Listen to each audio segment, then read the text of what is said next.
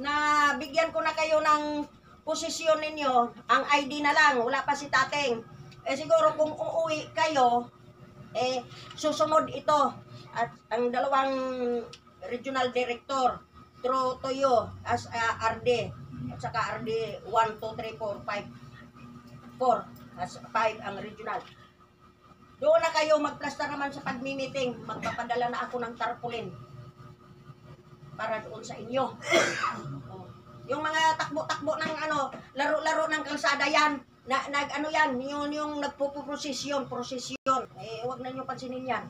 Pansinin ninyo, yung kinabukasan ninyo.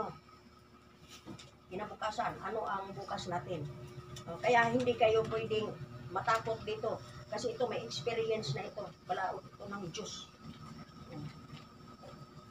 Kapag nagkintal na kayo, yung mga hirsi-hirsi sa labas, pabayaan ninyo. Kasi kung patulan ninyo yan, magiging gulo, magiging away, na wala namang tutunguhan.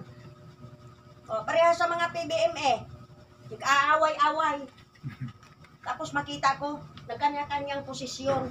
Ano kayo nangyari dito sa mga tao na ito? Ano kita na puro man nag-aaway, tapos puro naghinuktok. Di ay nagrosaryo. Isa lang ang rosaryo, nagkukuram. Yung kapatid ko si Alan Ecleo. PBM ka? Oo, PBM ako. Kubara ang kuram. Hindi ko alam eh. Kubara. Maruko. Bitagig, why? Marukoy. Ikaw na. Sabi ko kay Alan, ikaw na. Siya nagsabi ng marukoy eh. Hindi siya.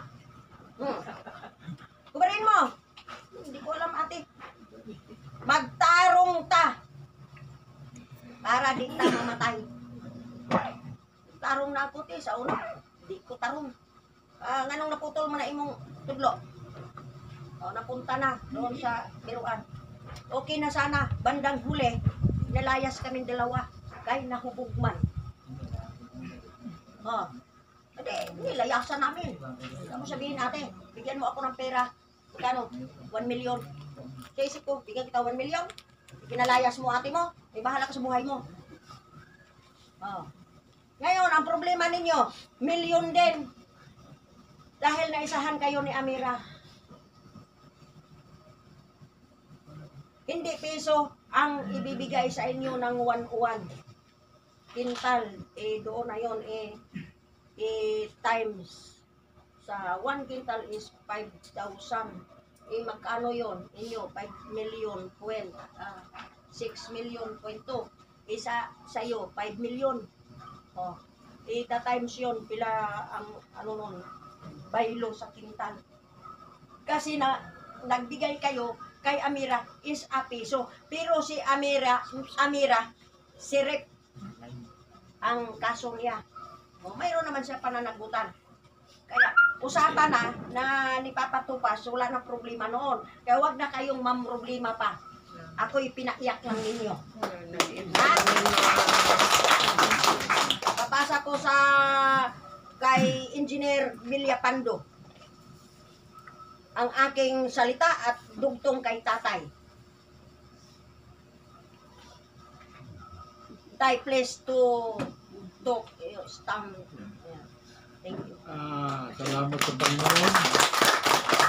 Una, Mama, in relation, talagang para kung naring mama siya, kaya mama na rin ang tawag niya. Alam nyo, ako ay nagsimula na maliit din. Napakataas ang paghihirap. Pero 81 anyos na ako, hindi ko pa naghihirap. Marami pong problema dahil dumaan tayo sa pagsusuko. So yung inyong mga pera nawawala dahil sa inunan kayo. Babalik ko sa inyo yan, doble-doble pa. Huwag ko kayong makalala dahil alam ko ang mekanismo kung paano ibinigay ng Panginoon sa atin ang gagawin paraan para kayong lahat ng mga kasama din ako ng mga pobre ay umangat sapagkat yan ang tuyo at utusan ng 101. na ang lahat ng tao, sugod sa pobre, walang-wala, hindi aabot ng mayayaman. Dahil ang mayayaman, mayaman naman. So, hanggang dyan, dodoble pa ang yaman natin. Itong sasabihin ko ay spiritual material. Kaya, kayo na ho ang bahalang umunawa. No? Ano na, itong mga pagsasalita ko ay may sagol na spiritual. Sapagkat meron po akong experience na sasabihin ko para sa akin ay isang mirakulo ng Panginoon. Bakit saan ako kukuha? Bakit ako makapagmimina ng milyon-milyon ng kapital? Saan ko kukunin yan? Wala naman. Siya, mga anak ko, 3 asawa. Hindi yung 3 asawa talaga totoo, pero namatay ho yung isa, pinalitan ng pangalawa, namatay yung pangalawa, meron na tayong pangatlo. Ayaw ko kayo mabibigla ng 3 asawa. Hindi mo natin kaya yung isa yung 3. Anyway, isa kong mirakulo sapagkat ako ay parang sinugo na dalahin sa Marawi. Ako po ay nandoon sa Batangas. Dinala po ako ng hindi natin kilala. Sasabihin na lang natin ay dala ng Holy Spirit na ako ay dinala sa isang lugar na walang makikita mong professional. Puros mga kapobrehan. Ang nangyari, iniwan lang sa akin ng mahal naming mayor, Mayor Ruben Ecleo, pero wala naman sila lahat yung mga Ecleo. Ang natitira na lang ng ating Ecleo ay si Mama. Kaya napakataas ng aking pagrespeto sa kanya sapagkat ang natutuhan ko sa una, mas malala pa ang aking natutuhan sa kanya. At yun po ay kaya buong puso, bisag hindi niya ako binibigyan ng any position para na rin akong matuwa sapagkat nakaserbisyo ko sa isang tao na ang layunin ay katulad ng layunin natin lahat, ang tulungan ang lahat ng mga pobre na mga tao sa buong mundo. Bakit buong mundo? Kasi ay, pasensya na kayo, medyo naluluha yata ako. Buong mundo, kasi yan pong hinahawakan na authority ng ating Mama Jackie. Kapag natin. 137 ka presidente ng buong mundo ang pumirma at nagsabi na babaguhin ang pamalaod na ngayon ay dinaranas natin sa paghihirap. Mababago ho lahat yan. Kaya ho, maghintay lang ho tayo ng konting panahon. Ngayon, nag-uumpisa na at napakarami na. Kung sa Cebu, 2,000 mga tao na. Kung sa Cotabato pa, lalo na siguro. Pero nyo, naka-raise up kayo ng 8 million na. Wala ninyo pahimusli. Wala kayo hatagi o gante ng... Siguro gusto ng Diyos na ipakita sa inyo na isa kayo sa magiging modelo na yayaman. Sapagkat una kayo kinunan na wala namang balik, ang Diyos na ho ang magbabalik. Bibigyan ko kayo ng example ng ibabalik. Ako ay pobre lang. Ang tatay ko ay maestro sa unang panahon. 50 pesos ang sweldo buwan-buwan. Kulang talaga. Pero marami yung nangyari hanggang sa ako'y nakapag-aral dito sa Marawi, MSU.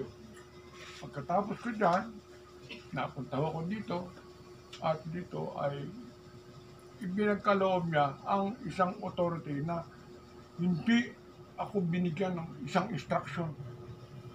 Pagkikita namin, dyan ka. Gawin mo ang lahat ng magagawa mo. Tulungan ang lahat ng magagawa natin mga tao. Maliit lang po yung mga populasyon dito sa Dinagat. Kung pupunta kayo ng panahon na yun, siguro mga 30,000 nung dumating ako. That is 1960s, 2016 pa. Inistorya ko ito sapagkat ito po ang isang mangyayari sa atin ngayon na tayo ay nagsisimula sa isang programa ng Diyos na kailangan ay mahugpong lahat ang inyong gugma at paniniwala na tayo ay aangat sapagkat aangat din po ng Panginoon tayong lahat na naghihirap dito sa kalibutan. Kasama na yung ibang nasa mundo. So tayo ang mauna sapagkat dito nagsimula pinaagi ng ating mauna. Siya ang ating pinakamodelo sa lahat. Hindi lang modelo kundi siya ang ating pinaniniwalaan. Have trust and faith on her. Because yung ibang mga tao hindi basta-basta lalo na kung mayayaman na at may talino. Sabi niya talino, batang-bata yung ating pinapaniwalaan. Talaga, sapagkat nagsimula ang Panginoon sa mahirap, hindi mayaman ka kagad. Ganon din ang tao, pinapalakita. So, meron po tayong programa na ginawa ang Diyos at siya ang napagkatiwalaan na kung wala siyang pirma, ay hindi ninyo makukuha. Bakit kailangan ng inyong pirma? Eh, sino ba ang magbibigay sa inyo ng kayamanan na wala namang collateral at ibibigay lang sa inyo, i-manage lang natin ang gusto. Anong i-manage? Anong negosyo gusto nyo? Sige, maglagay kayo ng 21 katao dyan. Mag-cooperative kayo dyan. Magbili kayo ng barko. Barko na. Marunong pala kayo sa barko. Kaya nyo patakbin ng barko. O magpunta ng pamasahero dyan sa papandingan. Bakit? Sabi ng tao, bakit daw papandingan? Saan kukuha ng pera? Oy, wag ganoon. Sapagkat walang paniwala at wala kayong tiwala sa Panginoon pag sinabi niya na bibili ng barko yan. Ibibigay sa atin yan. At siguradong maglalagay kayo, kikita kayo at meron tayong magandang transportasyon. Di ka sinagat hanggang sa Surigao. Yan ay kung may paniwala. Kung walang paniwala, eh paano kayo yayaman? Hindi pala kayo naniniwala na milyonaryo na. Kung sasabihin ko kayo milyonaryo na, hindi kayo maniniwala sa inyo. Mahirap paniwalaan, di ba? Pero yung experience ko sa Dinagat, short pa ang magpunta ko dyan. Nag-uling pa ako. 30,000 na mga tao, tutulog ang luha ko. Ang napangasawa ko noon, pangalawang asawa ko noon, bakmangkon ni Mayor Icleo. Na sabi niya, bakit niluluhaan? Paano yung maliliit na bata? Pumapasok, nababasa. Walang eskwelahan. Tapos, ang mga professional doon, walang professional. Puro mga kapopriyan. Puro mga farmer, yan. Awa po ng Diyos, inirelease ang buong langit ng gobyerno natin. Kaya nagkameron po tayo kasi mineral reservation yan eh. Walang mga pagmimina dyan noong unang panahon. Sa awa ng Diyos, sa pag-uumpisa natin ng small scale, ang mga taong 35,000 na aking binigyan ng hanap buhay sa pamaraan ng Panginoong instruction na ganitong gawin mo.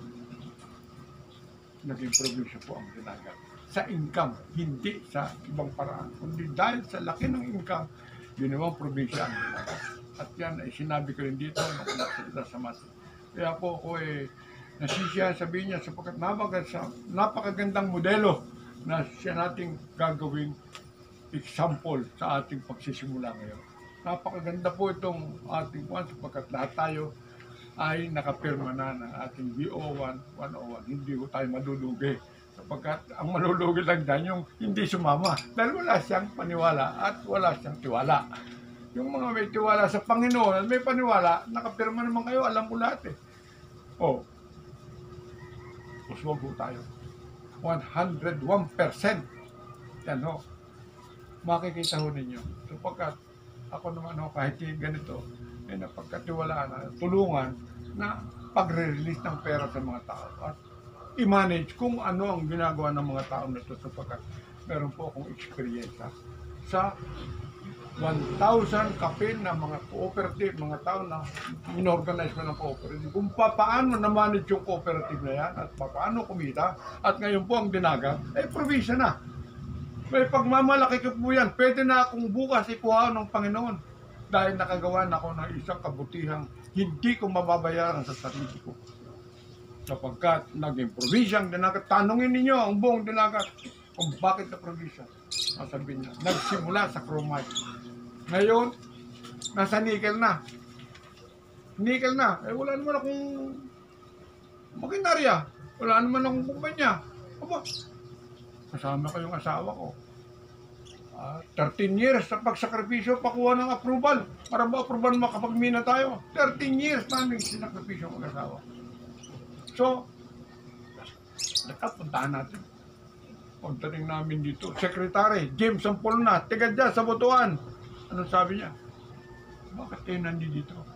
Eh, nandito po kami para itanong namin kung ano na nangyari sa aming planong pagmimina. Ba't tumingala siyang ganyan? Alam niyo kung ano sinabi niya? Abay, na-approvean ko na yan ah. Ba't paano mo approvean? 10 milyon, 1 milyon, hindi ako nakabigay. Mirakulo ng Diyos. Ayan ang aking misis. Binigay. In-approvean ko na yan. Tulo ang luha niya. Umalis kagad kami. Baka ako makuha ko yung papel. Kung siguruhin ko na lang itong papel at may papel na pala ako. Nagsimula ang small scale at hanggang ngayon 22 malalaking kumpanya ang nag-ooperate na sa Dinagat sa pagmimina. Kaya ang Dinagat magigikat po yan na probinsya sapagkat mayaman. Kung yun yan maman, eh kasama rin po kayo dahil yung inyong kayamanan ay galing sa Dinagat. Bakit? Sabihin kong galing, eh dito kayo nagsimula sa tabi ng Dinagat. Dinagat dito ng unang panahon.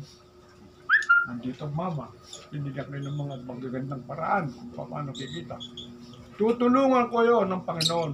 Huwag ho kayo mag-alala. Organize your cooperative. Members of 21, membership, magbayad kayo kaagad. Re-releasean kayo after evaluation. Kung kikita ba kayo o hindi. At sisiguruhin ko sa inyo. 101%. Magkano? 5 million. Oh. Re-release ko yan. Sharon naman, hindi pa kayo makabawi dyan. Bibigyan na kayo ng negosyo. Wala naman kayong kapital. Hindi ba nyo papalakpakan yung ating... Siya ang nagbigay at siya ang nagbigay ng instruction. Ganito ang gagawin. Hindi ko yan tinanong sa kanya kung hindi. Naniid lang ako sa kanyang mga paraan na ginagawa. Yung pala ang rumbo niya. Natulungan ng mga mahihirap. Eh, yun din ang ginawa ko sa Dinagat. Sabi ko pa, tama ito. Dito na lang ako. Sinabihan ko yung misis. Tulungan natin si mama. Kaya si mama ay mahal ng tao. Kaya lang, hindi nyo nakikita kung anong pagmamahal. Sapagkat hindi pa rin nakikita ng tao kung ano yung ginagawa niya. Pag nakita ng tao yan, ang lahat ng mga cooperative dito sa buong mundo, o let's say buong Pilipinas, nag-organize at naipakita na kayo kumikita at umuuswag ang kayamanan ng Pilipinas. Ewan ko, sasabihin niyo, babalikan natin na mamagakin natin. Sabihin natin, salamat. Una sa Panginoon, sapagkat ikaw ay naging instrumento ng Panginoon, kami rin lalapit sa iyo araw-araw. Hihilingin ko na kayo ay ligtas. Yan po ay sinasabi ko spiritual, pero sa material, wala ho tayong problema.